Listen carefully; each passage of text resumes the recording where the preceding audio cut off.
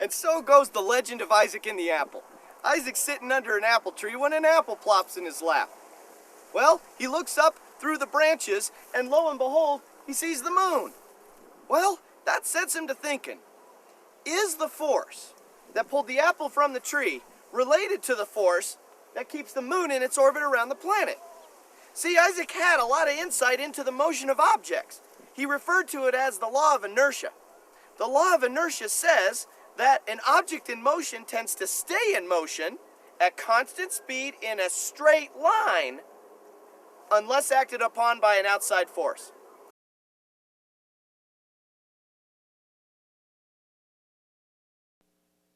The universal law of gravitation is one of those places where this expression was not derived from any manipulated expression. It was derived from thought, and that, to me, is what makes it so incredibly awesome. And so this statement right here is huge, and we can communicate it in different places.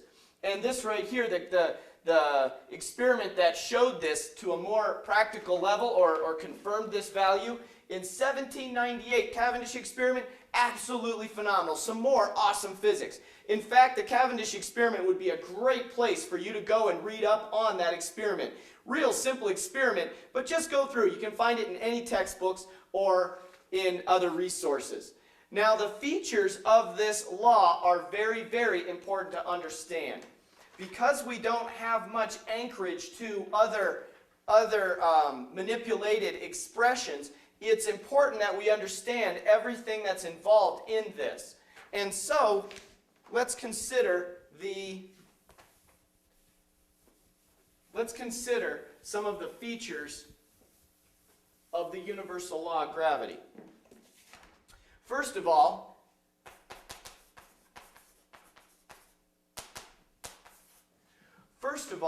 it was noted that the gravitational force is a field force.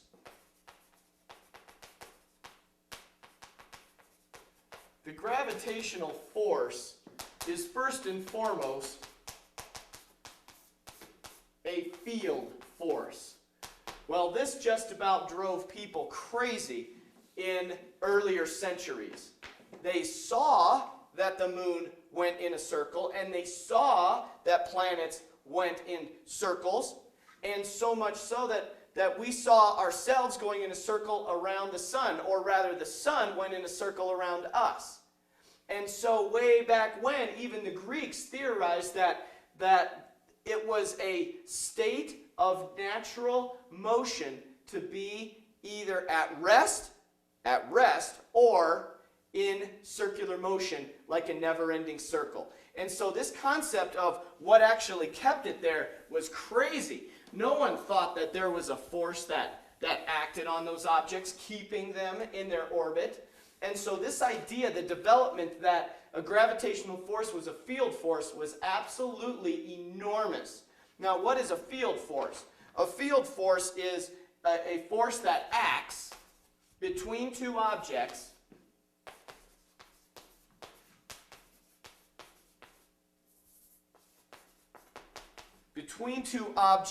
regardless of the medium.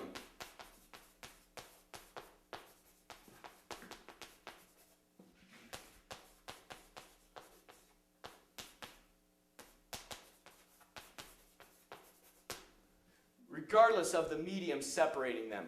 So it could be empty space, or it could be water, or it could be air, or it could be marshmallow cream sauce. It doesn't matter. The force of gravity will act between any two objects that have mass. And it's kind of a give and take there, catch-22. If you're an object, you obviously have mass. And so this was the first notion that was extremely important to understand when it came to the universal law of gravity. It didn't need something. It didn't need a medium to act through. The second and third observations are derived exclusively from, or directly from, our expression of negative g mm over r squared. And that is to say that the force due to gravity is directly proportional to, or inversely proportional to, the square of the distance separating them. Now, this is not hard to see from the expression. I think you can draw from that. However, it is incredibly important that you recognize that this R right here stands for the distance between the centers of masses.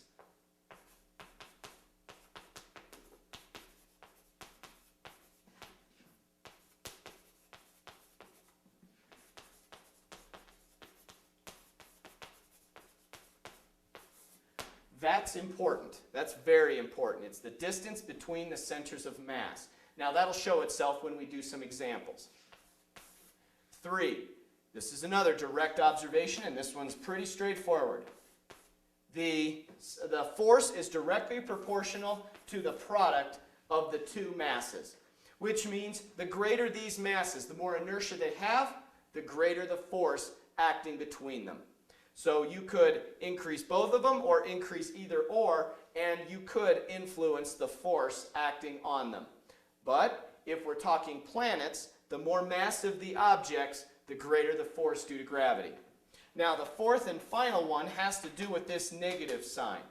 And what this negative sign shows is that the force of gravity is always an attractive force.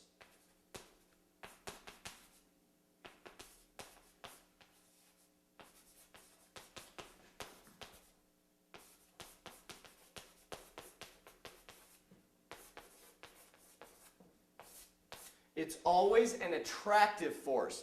Now that, and so we symbolize it with a negative, and that is consistent with how we defined direction in our previous lesson, that when you're going in a circle, towards the circle we'll define as negative, and away from the center of the circle we'll define as positive.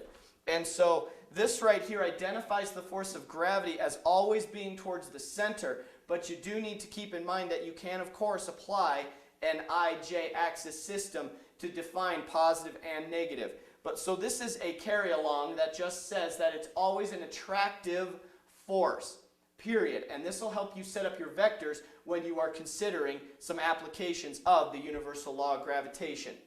Now, these factors right here in conjunction with this force leads us to consider the energy that the moon has. Now recall, we're kind of on a process of reapplying everything we've learned from a linear point of view into circular motion. Well, we end up with this, this lesson right in the middle of nowhere, it seems, that seems to be anchored to circular motion only because the moon's going in a circle.